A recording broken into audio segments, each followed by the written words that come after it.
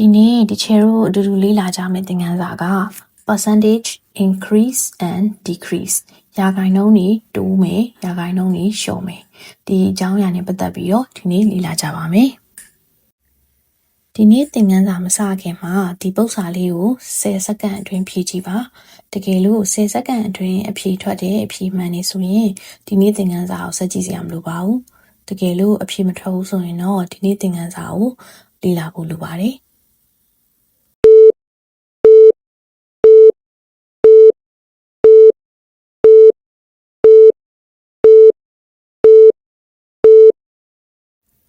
percentage increase percentage decrease တွေကိုမလေးလာခင်မှာဒီချေတို့ percentage ကပါလဲပေါ့နော်အဲ့ဒါကိုတစ်ချက်ပြန်ကြည့်ရအောင်ဥပမာပေါ့နော်5% 5% ဆိုတဲ့အဓိပ္ပာယ်က5 out of every 100100ပုံရင်9ပုံပေါ့အဲ့တော့ချေတို့ကဒီ circle ပေါ့နော်စဝိုင်းတစ်ခုကိုအစိတ်100စိတ်ထားရင်အဲ့ထဲက9စိတ်ဒီ5%မှာအဲ့ဒါကြောင့်5% ဆိုတာ5 out of every 100ဖြစ်တဲ့အတွက်5% ဒီသူ့ကို fraction အပိုင်းကိန်းပုံစံနဲ့ရေးမယ်ဆိုရင်5 by 100ဒါမှမဟုတ်သူ့ကို decimal ပုံစံနဲ့ရေးမယ်ဆိုရင်5% ဒီ 0.05 လို့ရေးလို့ရပါတယ်ဒါဆိုရင် percent increase အကြောင်းချေလို့စလိုက်ပြီvalue ပေါ့နော်တန်ဖိုးတစ်ခုကို r% တိုးမယ်ဆိုရင်အဲ့ဒီအဓိပ္ပာယ်ကဘာလဲဆိုတော့သူ့ရဲ့မူရင်းတန်ဖိုး original value plus တိုးလိုက်တဲ့ r% အဲ့လိုပါအဲ့တော့ကျတော့ original value ကို1လို့ပဲထားကြည့်လိုက်ပေါ့နော် original value ကို1ပဲထားကြည့်လိုက်မယ်ဆိုရင် r% ကိုမြင်ဒီကျတော့ r by 100လို့ရေးလို့ရတယ်အဲ့တော့1 plus r by 100ဖြစ်သွားတယ်ပေါ့နော်အဲ့ဒီ1 plus r by 100ကိုဒီချေတို့က multiplying factor လို့ခေါ်ပါတယ်ဒါဆိုဒီတစ်ခါ percent decrease ကိုတွက်ကြည့်မယ်ပေါ့နော် value တန်ဖိုးတစ်ခုကို r% decrease လျှော့ချမယ်ဆိုရင်အဲ့ဒီအဓိပ္ပာယ်ကဘာလဲဆိုတော့သူ့ရဲ့မူရင်းတန်ဖိုး original value တွေကနေပြီးတော့ r% ကိုနှုတ်လိုက်တယ်လို့ဆိုလိုချင်တာပါအဲ့ဒါအောင်ဒီချေတို့ရေးမယ်ဆိုရင် original value ကို1လို့ပဲထားမယ်ဆိုရင်1 minus r% ဒီ r by 100ဒီ1 minus r by 100ကိုလေ multiplying factor လို့ခေါ်ပါတယ်အဲ့တော့ value တစ်ခုကို r% တိုးမယ်ဆိုရင်1 plus r by 100ဖြစ်ပြီးတော့ value တစ်ခုကို r% လျှော့မယ်ဆိုရင်1 minus r by 100အဲ့ဒီနှစ်ခုဒီ multiplying factor တွေဖြစ်ပါတယ်ဒါဆိုရင်ဒီချေတို့ value တစ်ခုကို5% တိုးကြည့်မယ်ပေါ့နော်အဲ့တော့ increase 5% လုပ်ဖို့ဆိုရင်5% ဒီ5 by 100ဒါမှမဟုတ်သူ့ decimal နဲ့ရေးရင် 0.05အဲ့တော့ value ကို increase percent လုပ်ဖို့ဆိုရင်ချေတို့ formula က multiplying factor က1 plus r by 100ဖြစ်တဲ့အတွက်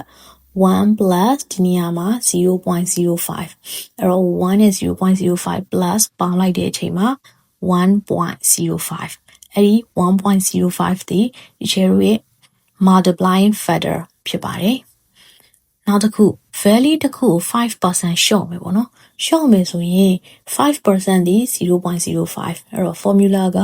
လျှော့မယ်ဆိုရင်1 minus r by 100ဖြစ်တဲ့အတွက်1 minus 0.05အဲ့ဒီအတွက်ဒီချေတို့ရဲ့ formula က1နဲ့က 0.05 ကို subtract နှုတ်လိုက်တဲ့အချိန်မှာဘယ်လောက်ရမလဲဆိုတော့ 0.95 ရတယ်အဲ့ဒီရလာတဲ့ 0.95 ဒီချေတို့ရဲ့ multiplying factor ဖြစ်ပါတယ်ဒါဆိုရင် question number 1ကိုဒီချေတို့အဖြေရှာကြည့်ရအောင် Max builds $12,000 into an investment and it appreciates by 12% after 1 year. Find the value of Max investment after a year. Max ကဒီယင်းနှမြုံနှံမှုတစ်ခုမှာဒေါ်လာ1,200ရင်းနှမြုံနှံလိုက်တယ်။အဲ့ဒီရင်းနှမြုံနှံမှုကတန်ဖိုးတက်သွားတဲ့အတွက်တစ်နှစ်ကြာမှာ12%တန်ဖိုးတက်သွားတယ်။အဲ့ဒါဆိုရင်သူလိုချင်တာက Max ရဲ့တစ်နှစ်ကြာပြီးမှ Max ရဲ့ရင်းနှမြုံနှံမှုတန်ဖိုးကိုသူသိချင်ပါတယ်။ ဒီမှာဆိုရင် $12,000 ကသူ့ရဲ့ original value appreciate ဖြစ်သွားတယ်ဆိုတာဒီ percent increase ဖြစ်သွားတယ်ဘယ်လောက် percent လဲဆိုတော့ 12%အဲ့ဒါဆိုရင်ဒီချေတို့စတွက်ကြည့်ရအောင်12% ကို decimal နဲ့ရေးမယ်ဆိုရင် 0.12 ဘာလို့လဲဆိုတော့12 by 11ဖြစ်လို့လေအဲ့တော့ multiplying factor ဒီ formula အရ percent increase ဖြစ်တဲ့အတွက်1 plus r by 100ဖြစ်တဲ့အတွက်1 plus 0.12ဆိုတော့ 1.12 ဒါက multiplying factor ပေါ့နော်အဲ့တော့သူလိုချင်တာက max ရဲ့ investment after a year ဆိုတော့ the value after a year တစ်နှစ်အကြာပြီးမှတန်ဖိုးဘယ်လောက်ဖြစ်သွားလဲပေါ့နော်အဲ့တော့မူရင်းတန်ဖိုး12,000နဲ့သူ့ရဲ့ multiplying factor ဖြစ်တဲ့ 1.12 ကိုဒီလို multiply မြောက်ပေးလိုက်တယ်ဆိုရင်$13,440 ရတယ်အဲ့ဒါဒီတစ်နှစ်အကြာပြီးမှသူနောက်ဆုံးတစ်နှစ်အကြာပြီးမှရမယ် value ဖြစ်တယ်ပေါ့နော်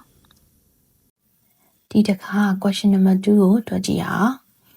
Mary buys a new car for $45,000 and it depreciates by 12% after 1 year.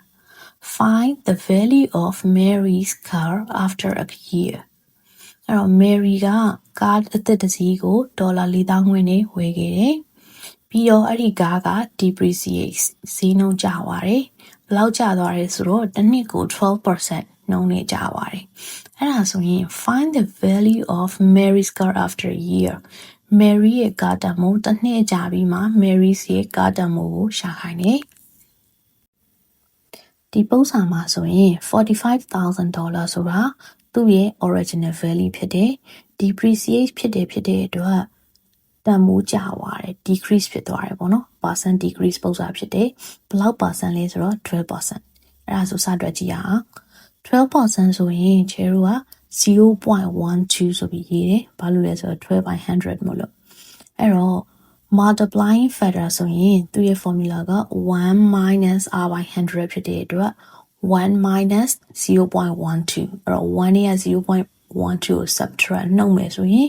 0.88ရတယ်ပေါ့နော်အဲ့တော့သူ့ရဲ့ Mary ရဲ့ကတစ်နှစ်ကြာပြီးမှ Mary ရဲ့ကားတန်ဖိုးကိုတွက်ကြည့်မယ်ပေါ့နော်အဲ့ဒါဆိုရင် value after a year ကိုလိုချင်ရင်သူ့ရဲ့ original value $45,000 နဲ့ multiplying factor ဖြစ်တဲ့ 0.88 ကိုမြှောက်ပေးလိုက်တယ်ဆိုရင်အဖြေက$39,600 ရမယ်ဒါ final answer ပေါ့နော်ဒီတစ်ခါ question number 3ကိုလေ့လာကြည့်အောင် The temperature in Doha, Qatar on 1st June is 40 degrees Celsius. Over the next 2 days, this temperature increased by 10%, followed by a decrease of 15%. Find the temperature in Doha on 3rd June.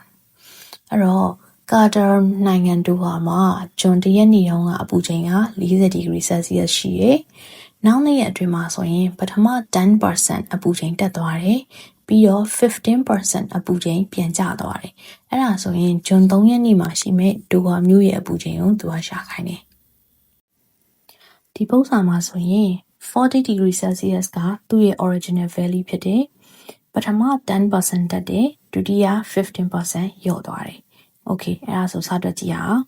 အဲ့တော့ 10% ဖြစ်တဲ့အတွက်သူ့ကို decimal နဲ့ရေးရင် 0.1 ဘာလို့လဲဆိုတော့10 by 100အဲ့တော့ 15% ဒီ 0.15 ဘာလို့လဲဆိုတော့15 by 100မို့လို့အဲ့တော့ percent increase အတွက် multiplying factor ရှာမယ်ဆိုရင်1 plus r by 100ဖြစ်တဲ့အတွက်1 plus 0.1ဖြစ်တဲ့အတွက်1.1အဲ့တော့ percent decrease 15% decrease အတွက် multiplying factor ရှာမယ်ဆိုရင် formula က1 minus r by 100ဖြစ်တဲ့အတွက်1 minus 0.15 equal 0.85 okay အဲ့ဒါဆိုရင် June 3ရက်နေ့မှာရှိတဲ့ temperature ကိုခြေလို့ရှာကြည့်မယ်ပေါ့နော်အဲ့တော့မူလ original value 40 degrees Celsius နဲ့ပထမ 10% ရောရဲ့ multiply 10% တိုးရဲ့ multiplying factor 1.1 ရဲ့ဒုတိယ 15% ရောရဲ့ multiplying factor 0.85 ရဲ့ဒီသုံးခုကို multiply မြောက်ပေးလိုက်တယ်ဆိုရင် တတိယဂျွန်3ရက်နေမှာရမယ်ဂျွန်3ရက်နေမှာရှိမယ် temperature ကိုသိရမယ်အဲ့တော့ final answer က 37.4 degree Celsius ဒီလိုပုံစံမျိုးမှာအခုလို multiplying factor နဲ့မတွက်ဘူးဆိုရင်အရင်ဆုံး 10% လျှော့တာကိုလျှော့ရတဲ့တန်ဖိုးအရင်တွက်ရမယ်တွက်ပြီးတော့မှအဲ့ဒါရဲ့ 15% လျှော့တာပါထပ်တွက်ရရင်အချိန်ကုန်တယ်ပေါ့နော်အဲ့တော့ဒီလို multiplying factor တွေနဲ့တွက်တတ်တယ်ဆိုရင်အဖြေကို calculator နဲ့ကောက်ပြီးတော့ချက်ချင်းတွက်လိုက်တာနဲ့10စက္ကန့်အတွင်းလောက်ကိုအဖြေရထွက်တယ်ပေါ့နော်ဒါဆိုရင် question number 4ကိုစက္ကန့်20အတွင်းအဖြေထွက်အောင်တွက်လို့ရမလား A circular drop of y has a radius of 10 centimeter. If this radius increased by 5%, then by 10%, and finally by 15%, find the new area of the circles. Area of the circles equal to pi r square. Okay, start the barrel.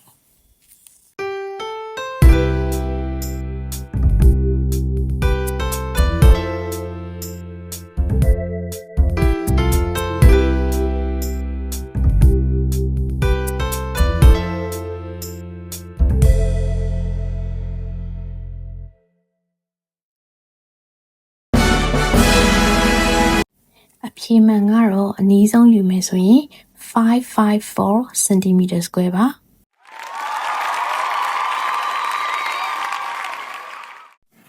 ဒီ percent increase decrease ပုံစံနဲ့ပတ်သက်ပြီးတော့ဆက်ပြီးလေ့လာခြင်းနဲ့ဆိုရင်ဒီမှာဖော်ပြထားတဲ့ resource link ကိုဝင်ပြီးတော့ self study လုပ်လို့ရပါတယ် Bye bye see you next time